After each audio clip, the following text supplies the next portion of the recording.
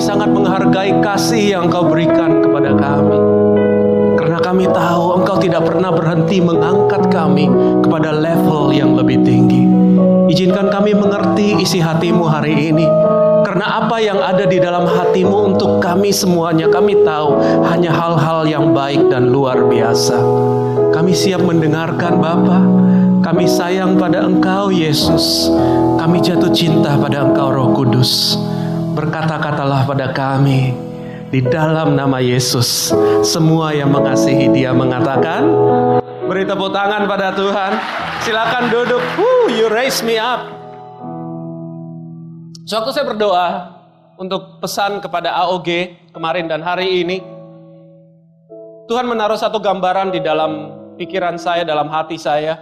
Gambaran itu bukan bangkai seperti tadi, tapi gambarannya adalah ini. Tunjukkan gambarnya. Tuhan tunjukkan gambar ini dalam hati saya. Dan saya bertanya pada Tuhan, so what do you mean? Why am I looking at ikan mas koki? God, what is ikan mas koki for AOG? Apakah di sini banyak penggemar ikan? Saya tahu Pastor Hendra penggemar ikan. Dan ikan mas koki tinggal di akuarium, dan ini adalah foto dari ikan mas koki di akuarium. Dan tahukah Anda, jika ikan mas koki kita taruh di dalam akuarium kita yang cilik dan imut-imut dan bundar itu, maka ikan mas koki itu maksimum akan bertumbuh kira-kira ukurannya 10-15 cm, paling 10 cm. Dan mereka akan seperti ini tampangnya. Oh, ikan mas koki. Dan Tuhan Roh Kudus memimpin saya untuk mempelajari tentang ikan mas koki. Ternyata ikan mas koki banyak yang bosen, karena ya ikan mas koki cenderung suka melongo. Ukurannya 10 cm, not very fun. Akhirnya banyak yang lepaskan ikan mas koki di sungai, di got, masuk ke dalam kali, masuk ke dalam danau. And you know what happened? Waktu mereka lepaskan ikan mas koki yang suka melongo itu, dan akhirnya mereka menangkap kembali, mereka menangkap ikan mas koki yang ukurannya seperti ini.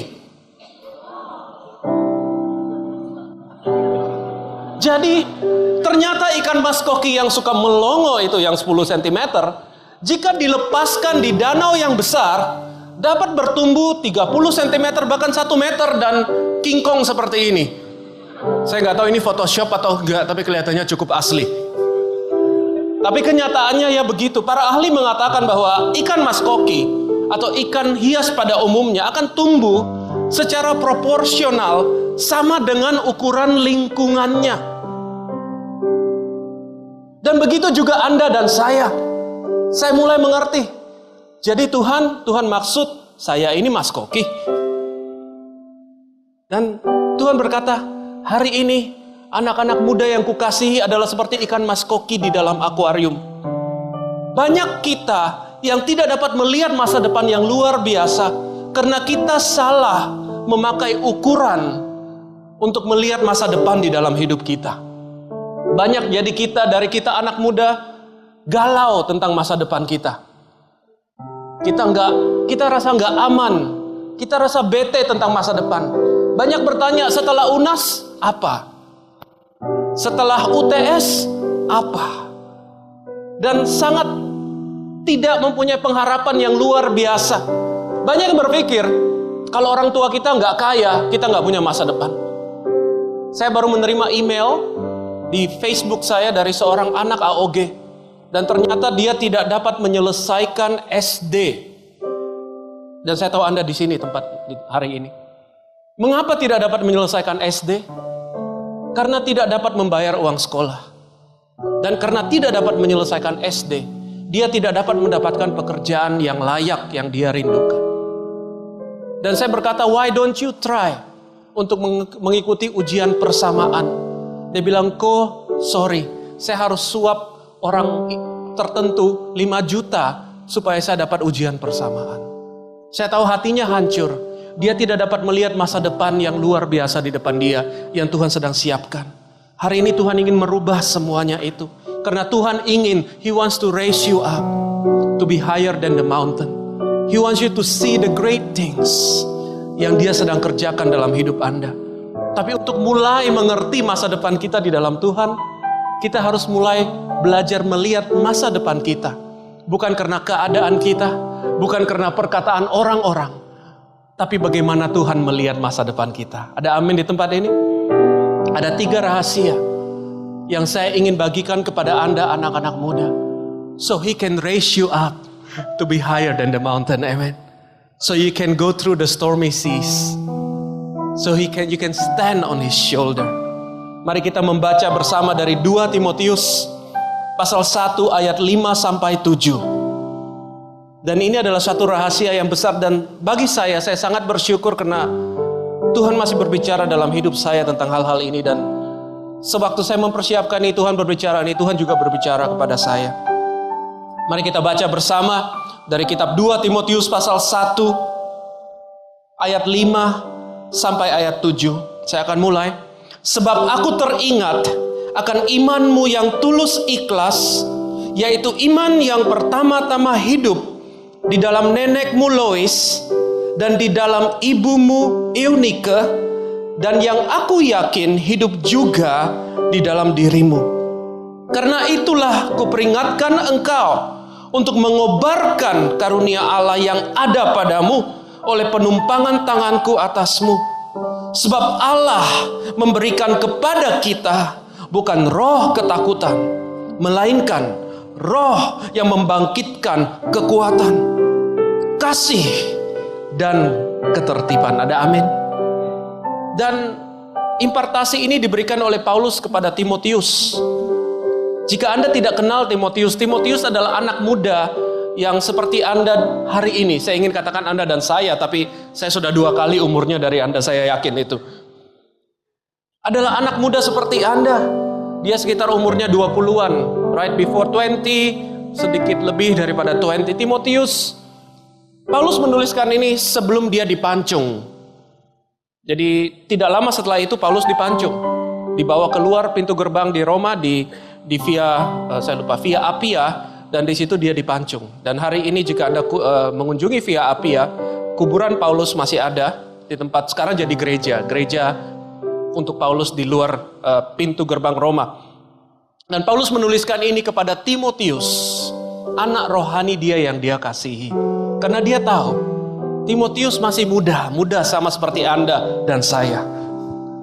Timotius berambisi, mempunyai kerinduan yang besar, mempunyai kerinduan dan cita-cita yang dia ingin Tuhan kerjakan di dalam hidupnya, sama seperti Anda dan saya. Timotius baru selesai dilatih. Paulus mengajak dia missionary trip kemana-mana. Paulus melatih dia, dan dia bagaikan Anda yang baru selesai UTS, baru selesai akan masuk UNAS, UTS, baru lulus kuliah. Dia adalah seorang yang baru selesai dilatih. Dan dia sangat on fire. Dia ingin menyenangkan hati Tuhan. Siapa yang sangat on fire hari ini untuk Tuhan? Siapa yang ingin menyenangkan hati Tuhan hari ini? Beri tepuk tangan pada Tuhan. Yes, I know. Yes, I know. That's why I love AOG. I love to be in AOG. Tapi ada satu hal yang membuat Timotius sangat merasa tidak lengkap. Dia tidak mempunyai pengalaman. Dan dia tahu persis, dia tidak punya pengalaman. Dia tahu persis, apapun yang dia pelajari, dia belum pernah praktekkan. Dia tahu persis, dia tidak tahu masa depan dia setelah itu akan seperti apa. Segera sang mentornya, ayah rohaninya akan segera dipancung. Dia telah mengunjungi Paulus di penjara sebelum surat ini ditulis. Jadi dia tahu persis bahwa dia tidak jelas GJ tentang masa depannya. Dan Tuhan pun tidak bisik-bisik sama dia tentang masa depannya. Dia tahu satu hal, Tuhan sangat sayang sama dia. Dan dia tahu bahwa masa depan yang dia sedang pilih untuk jalani di dalam Tuhan adalah masa depan yang sangat beresiko. Karena pada zaman itu sama seperti Paulus dipancung, orang Kristen dibuang ke Kolosium untuk dikasih makan ke singa, dikasih makan ke gladiator, dan diinjak-injak, dan dijadikan obor dan lilin, dan dipotong bermacam-macam. Saya mengunjungi Kolosium di Roma dan saya hampir menangis waktu melihat tempat di mana ribuan orang Kristen memberikan hidupnya dengan sengaja karena tidak ingin mengingkari Yesus Kristus sebagai Tuhan. Di depan mata saya ada satu salib yang besar di tengah-tengah Kolosium di Roma. And I was going to cry waktu saya berdiri situ dengan Pak Yusuf. Saya berdiri situ dan saya rasa panas dingin seluruh badan saya. Karena darah martir. Dan Timotius tahu apa yang dia akan masuki dalam hidupnya itu adalah sesuatu yang sangat beresiko.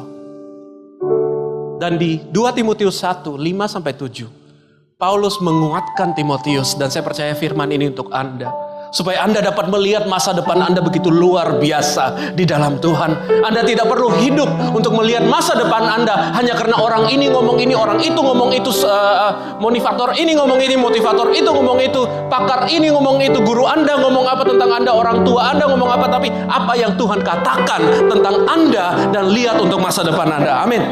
Yang pertama, di 2 Timotius pasal 1 ayat 5 dikatakan, sebab aku teringat akan imanmu yang tulus ikhlas, yaitu iman yang pertama-tama hidup di dalam nenekmu Lois dan di dalam ibumu Eunike, dan yang aku yakin hidup juga di dalam dirimu.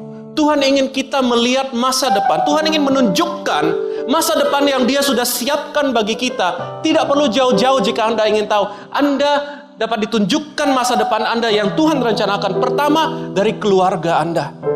Dari keluarga Anda. Ya, dari keluarga Anda. Anda berkata, kok Caleb nggak tahu keluarga saya seperti apa brokennya. Kok Caleb nggak tahu papa saya ini adalah, saya menerima email dari anak AOG, papa saya pemabuk, suka pukul istrinya, mama saya tidak pernah memberi kita makan. Kok Caleb nggak tahu penderitaanku. Mana bisa Tuhan berkati aku lewat keluarga seperti itu. Tapi firman Tuhan tidak pernah digagalkan. Amin. Sebagai seorang anak muda, saya sangat malu dengan identitas orang tua saya. I was born and raised in a small town namanya Ujung Pandang, Makassar. Dan waktu saya teenager, ayah saya baru mulai bisnis. Dulu dia pegawai, ikutin orang. Akhirnya dia mulai bisnis. Dia membuka toko kecil di pasar tengah kota Makassar, namanya Pasar Sentral. Dan tiap hari saya temenin papa di Pasar Sentral, jaga toko, buka peti, angkat barang. Dan papa saya keringetan tiap hari jaga toko. Waktu itu belum ada AC, ada maling yang datang, dan kita lakukan semuanya. Dan saya lihat anak-anak lain, anak orang kaya, anak orang sukses, papa mamanya naik Mercy, dan saya naik Toyota pickup. Itu pun pinjam daripada om saya. Papa saya bawa saya keliling setiap malam minggu, keliling kota Ujung Pandang, naik pickup pinjaman daripada omnya, dari saudaranya.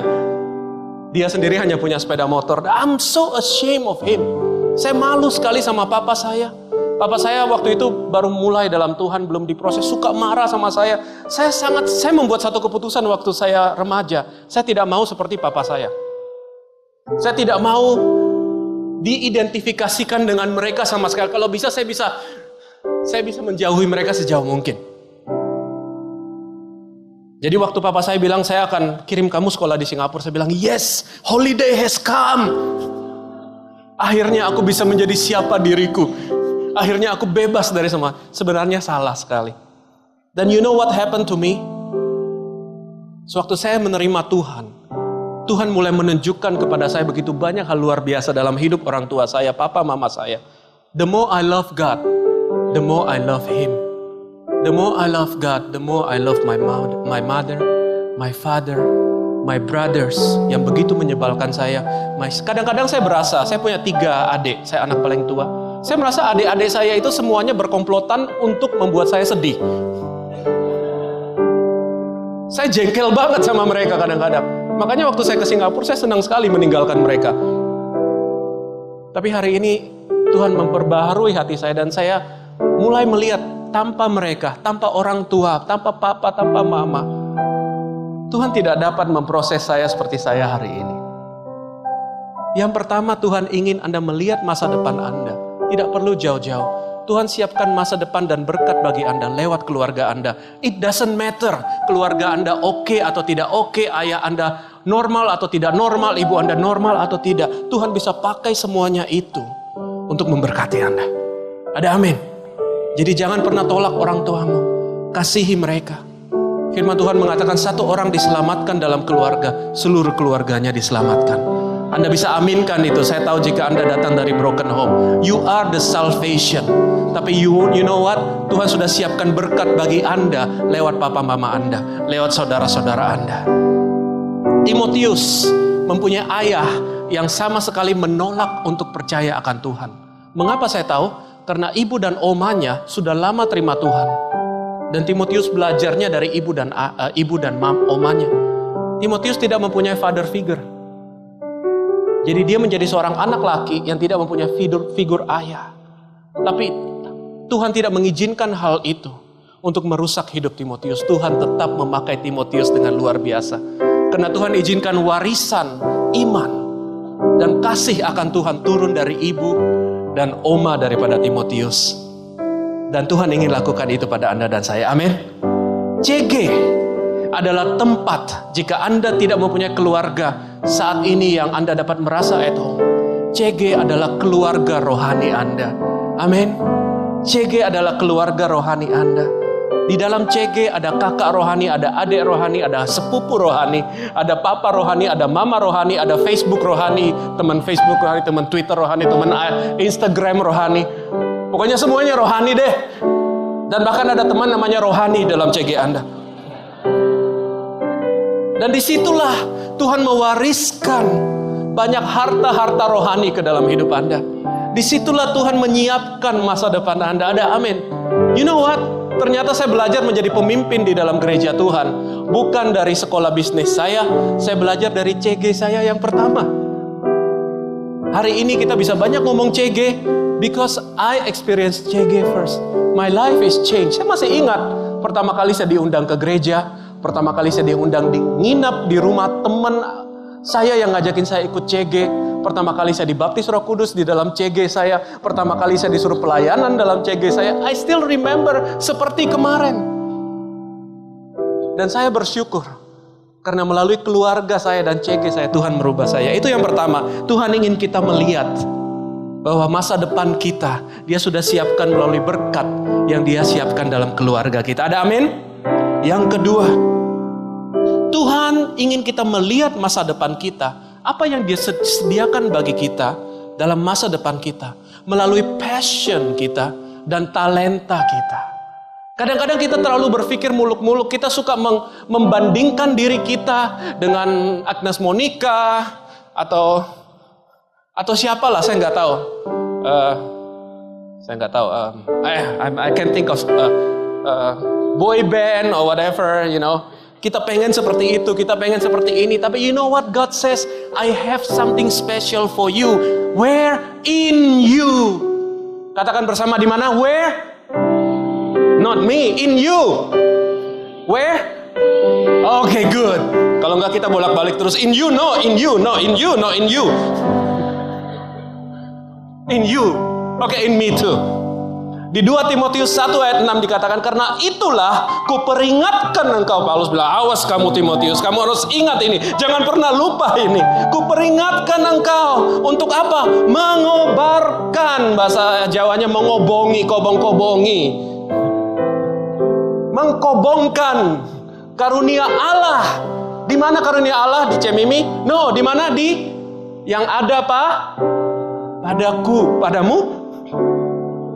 Oke, pada kita ya. Yang ada padamu oleh penumpangan tanganku atasmu. Di dalam CG kita akan menemukan orang-orang yang akan encourage kita. You know what? Talenta bukan sesuatu yang dapat kita beli. Talenta adalah sesuatu yang Tuhan taruh karena Dia begitu sayang dan baik kepada kita. Amin. Oleh karena itu saat Tuhan beri kita talenta, jangan pernah pandang enteng talenta Anda. Jangan pernah anggap talenta Anda is second best dibandingkan talenta orang lain. Masalah kita yang terbesar hari ini, kita suka malas-malesan dengan talenta kita, tapi kita rajin sekali mau minta talentanya orang lain. Anda terlalu rajin mengejar talenta orang lain, Anda terlalu malas dengan talenta Anda sendiri. Anda lebay tentang diri Anda sendiri. Jika Anda merasa nggak bisa, Anda sudah coba, lebay lagi, overreacting. Anda galau. Saya pakai semua istilahnya. Anda bete. Setelah itu Anda ke McD. Karena perlu es krim untuk menghilangkan BT-nya.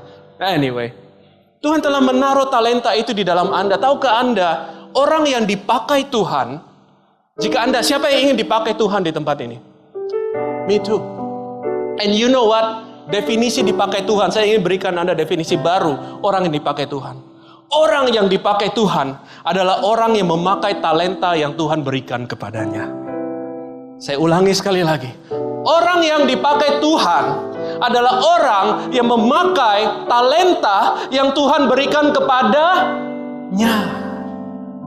You know, seumur hidup saya, sampai akhirnya saya ada di sini, papa saya ingin sekali saya menjadi pengusaha, mengambil alih kerajaan bisnisnya. Akhirnya bisnisnya jadi sukses. Dan papa saya menjadi pengusaha yang sangat-sangat sukses. We have a huge company.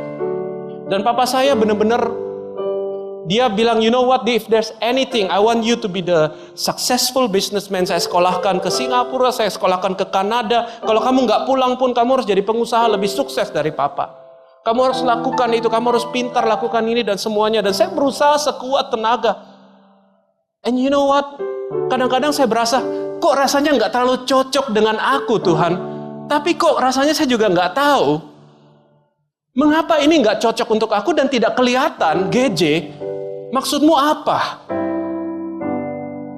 Di dalam pikiran saya, kalau saya dikasih pilihan, waktu saya mengambil jurusan kuliah, tahukah Anda? You know that I have MBA kan? Anda tahu saya mempunyai MBA. Saya lulus dengan Master of Business Administration dari Amerika dan Kanada, dan saya mempunyai license menjadi finance broker dan investment analyst. Tapi tahukah Anda, waktu saya masuk kuliah, saya tidak ambil jurusan bisnis karena saya mengikuti hati saya, entah kenapa. Saya ambil jurusan sastra Inggris. Saya ambil jurusan sastra Inggris dan pekerjaan sampingan saya kalau saya lagi bokeh sebagai student adalah graphic designer.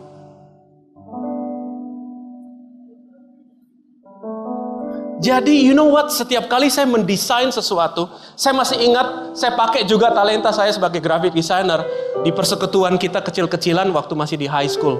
Kita bikin KKR kecil-kecilan, saya ingat saya ditugaskan untuk bikin poster. Dan saya ambil kertas gambar yang putih, saya ambil krayon, saya gambar apel yang warna merah dengan krayon saya.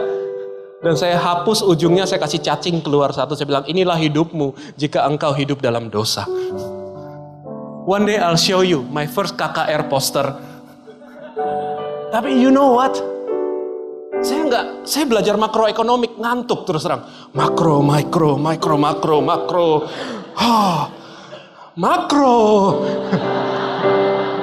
Makanya hari ini saya suka banget Starbucks. Karena tiap kali makroekonomi perlu Starbucks untuk masuk dalam otak. Kopi. Perlu kopi untuk mengkopi makroekonomi ya. Tapi waktu saya gambar cacing itu, terus kita KKR, waktu itu saya SMU saya di kota Toronto. Di Toronto waktu itu ada gedung tertinggi di dunia, tower tertinggi. Sekarang udah nggak tertinggi, namanya CN Tower. Dan saya ingat saya gambarkan, kita lagi waktu itu istilahnya welcoming new students yang datang dari luar negeri. Jadi di sekolah kami saya bikin lagi posternya, saya bikin CN Tower, saya gambar pakai krayon saya itu. Terus saya kasih gantungan baju, dari atasnya saya kasih baju. Terus judulnya, acaranya adalah Welcome to Toronto, Find Out Toronto yang seperti Anda tidak pernah bayangkan. Something like that. And you know what? When I was doing it, waktu saya lakukan itu, saya benar-benar excited. Saya nggak perlu Starbucks, saya nggak perlu donat. Saya lakukan itu dan hati saya penuh sukacita. Dan saya merasa Tuhan tersenyum waktu saya lakukan itu.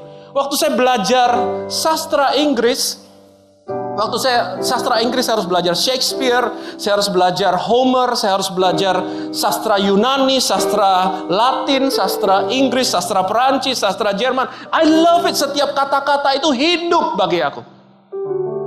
Tapi saya nggak pernah kebayang apa gunanya. Sampai papa saya ngamuk berat sama saya, bilang, besok kamu ganti jurusan, kembali ke jurusan yang benar, makroekonomi, mikroekonomi.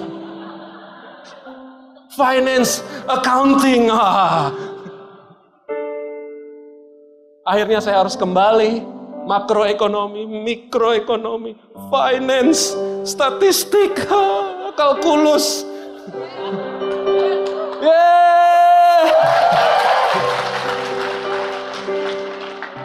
Dan akhirnya harus teruskan ke master lagi. Udah harus ambil saham lagi. Dan harus berambisi jadi orang terkaya di dunia. Yes. But deep in my heart, I love drawings, I love design. Kemanapun saya pergi, saya melihat desain. Saya melihat tatanan. Kemanapun saya pergi, kata-kata menjadi hidup. And guess what? Saya berdiri di hadapan Anda hari ini. You know me, look at me. Apa yang saya lakukan di gereja Mawar Sharon bukan dari MBA saya. Menata gereja ini adalah sama dengan mendesain tatanan, desain art yang luar biasa.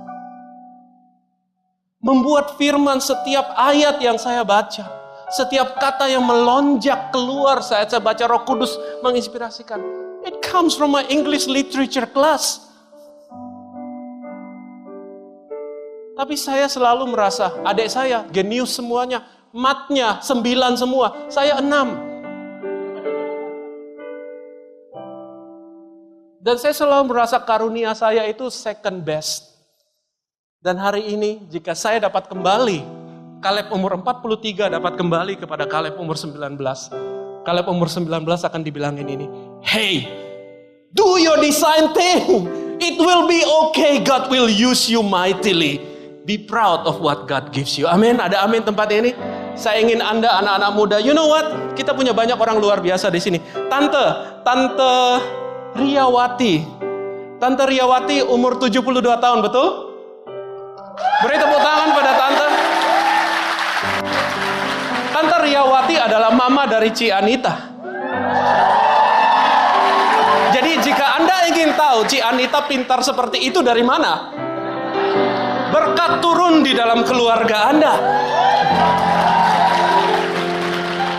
Ci Anita memakai berkat itu dan memakainya untuk kemuliaan Tuhan pada level yang lebih tinggi. Tapi tahukah Anda, Tante Riawati tidak ingin ketinggalan. Untuk pertama kali seumur hidup, tadi malam dan hari ini adalah debut, premier performance drama daripada Tante. Kalian kalah deh. Orang yang dipakai oleh Tuhan adalah orang yang memakai talenta yang Tuhan berikan kepadanya. Amin. Dan Timotius mengambil keputusan yang sama. Paulus telah melihat bahwa Timotius adalah seorang pemimpin dan mempunyai potensi jadi gembala dan evangelist yang luar biasa. Dan walaupun Timotius ditugaskan dalam satu tantangan yang besar, Timotius menghargai karunia Allah yang ada di dalamnya dan dia memakainya dengan luar biasa untuk kemuliaan Tuhan.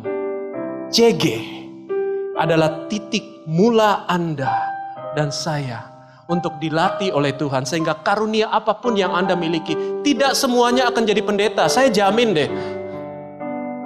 Tidak semuanya akan jadi evangelist. Tidak semuanya akan jadi fasilitator. Tapi saya jamin satu hal. Jika Anda sungguh-sungguh dengan karunia Anda, Tuhan akan pakai karunia Anda dengan luar biasa untuk memuliakan namanya dalam setiap bagian hidup Anda. Dari sekarang sampai Anda menembuskan nafas Anda yang terakhir. Jika Anda setuju dengan saya, beri tepuk tangan pada Tuhan. Yang ketiga, terakhir, Tuhan ingin memperlihatkan kita masa depan kita. Dari apa yang dia sedang kerjakan, proses di dalam karakter kita, dalam hidup kita hari ini. Banyak kita berpikir masa depan itu di dalam perusahaan, masa depan itu dalam sekolah mana yang kita pilih atau sehebat apa kita. But you know what? Your future is in your character. Saya katakan sekali lagi, your future is in your character. Masa depan Anda ada di dalam karakter Anda. Katakan, masa depanku ada di dalam karakterku. Di ayat 7 dikatakan ini, sebab Allah memberikan kepada kita bukanlah roh ketakutan, melainkan roh yang membangkitkan kekuatan, kasih, dan ketertiban. Mengapa perlu Tuhan memberikan kita seperti itu? Pertanyaan saya pada Anda adalah, bagaimana karakter kita hari ini? Seberapa jauh Anda telah mengizinkan Tuhan memproses karakter Anda?